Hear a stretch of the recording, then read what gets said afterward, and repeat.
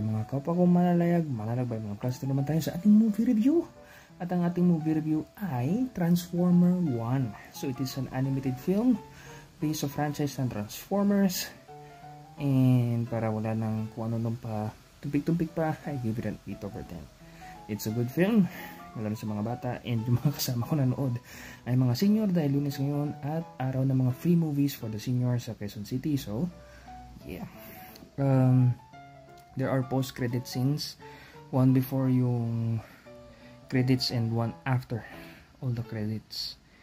And if you have kahit konting knowledge about Transformers, then you will see it somehow in the film. Nagulat lang ako kasi si Chris Hemsworth sa si Scarlett Johansson ay part ng mga nagboses sa mga characters, but yeah, knowing already the franchise and what it is,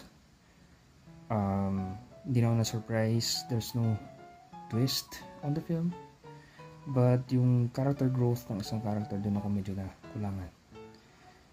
Bigla na lang boom, okay, ganoon na yung character niya, pero what happened?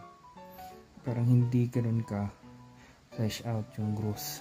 Yun naman din yung problem mo kapag sa mga film minsan, kasi ilang oras lang binigay sa inyo, unlike kapag TV series, which is, spoiler alert, hindi justifiable yung nangyari kay Daenerys, but in some point pwede mong ipilit na okay, sige ganun, pero hindi mo rin i-set aside yung mga people na na-disappoint doon kasi nga hindi masyadong na-flesh out yung character growth. Pero yun lang, 8/10. And I'll make this quick kasi yung mga nakaraan nating mga movie review ay mahaba.